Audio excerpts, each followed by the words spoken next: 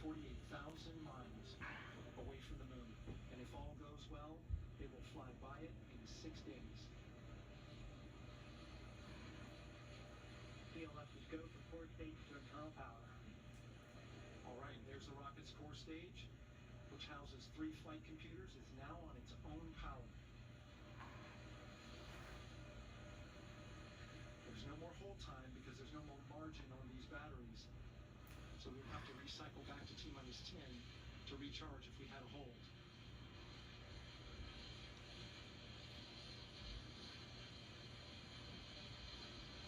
One minute. Right now, the rocket does not know what the T0 is, but coming up at T-minus 33 seconds, control shifts from the ground launch sequencer to the rocket's onboard autonomous launch sequencer, or ALS. The rocket will count itself down, but honor any holds that could come from the ground. Now, shortly after liftoff, Houston will take control of the rocket, and my colleague Gary Jordan will take over commentary.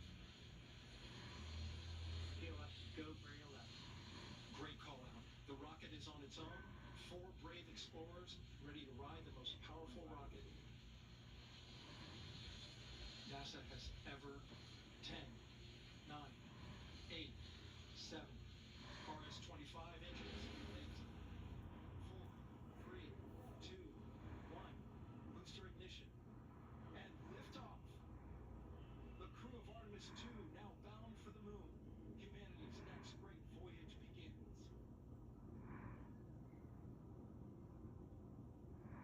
Good roll pitch. Roger, roll pitch. Houston, outer joint of flight and integrity on the Artemis 2 mission. Integrity, AMT high. On time passing 30 seconds. Integrity passes the ultimate meter. Target milestone. Mission Control Houston seeing good performance on the moon engines. Space launch system core stage. Integrity, 3 miles in altitude. Traveling more than 1,200 miles per hour.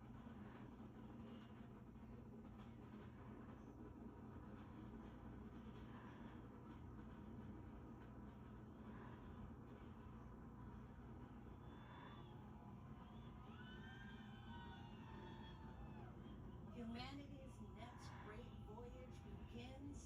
Just heard it here. The baton has been passed from launch control in Florida to mission control in Houston. Gio, give us a sense of what you're seeing and feeling on the ground.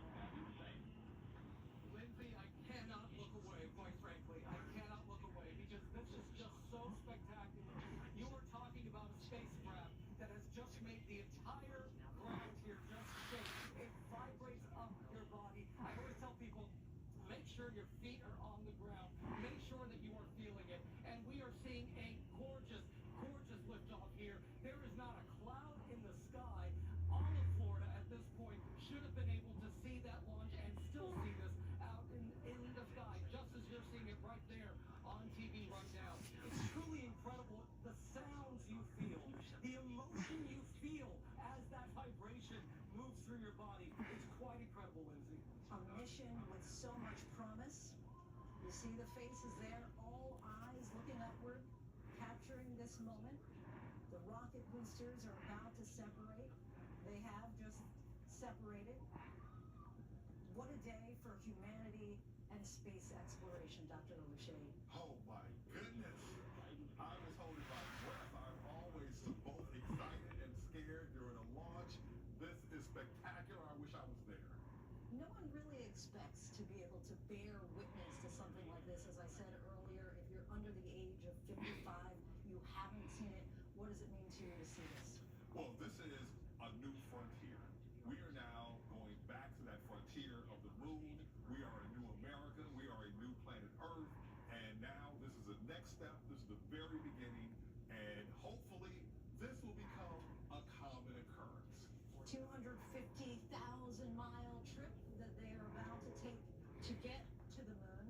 Susan, give us a sense of your reaction here. I think it was picture perfect. It couldn't have been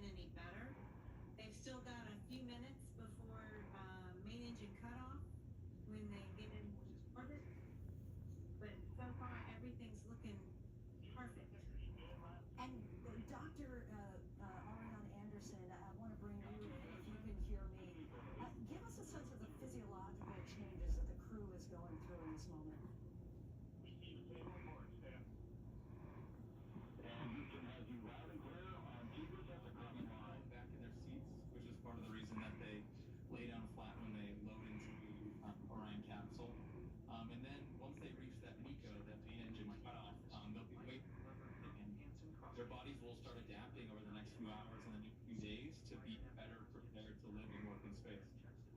And talk to us about the medical system that's on board Orion and the health medical research that they have. Well, first, I do want to take a listen in again.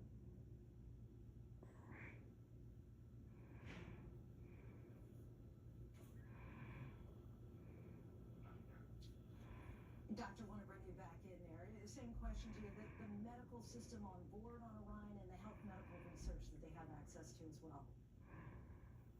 Well, at the cornerstone of this mission really is looking at how the human being integrates into a larger engineering system like a rocket ship. So a lot of the systems on the rockets, they behave predictably. We can test them to failure.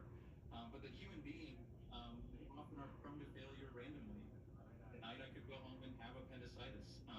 But then we also are resilient and innovative and creative. And so the big point of this mission is really how our human systems, how the life support systems help support our crew, and make sure that this vehicle, the workforce as we push further and further to the moon and further into space. Three-engine prep. Integrity, of course, the name that the crew actually gave their spacecraft. 5 minutes, 20 seconds of mission elapsed time into the Artemis 2 mission. At this point, 3 good main engines are all that's needed to carry integrity to a nominal main engine cutoff target. Though at this time, we're saying 4 good engines here in Mission Control Houston. Integrity, 75 miles in altitude, 330 miles downrange, approaching 10,000 miles per hour. 10,000 miles per hour. We just saw a few fist pumps and, of course, applause there on the ground. And that capsule is the size of 2 minivans. So you have 4 people who are going to be spending the next 10 days. Of course, there's a little more space actually because no gravity in there. You can actually kind of float around above. Susan, I understand that it's typical for these missions for you to bring a little stuffed animal, and I understand that they have a little plushie that was actually designed by a second grader, a plushie toy named Rise, actually, and it is the official zero-G indicator, an object that basically is designed to indicate to the crew when they're able to float, because of course they are strapped in. Did you have something similar like that? So you kind of wait to see that stuffed animal float to get a sense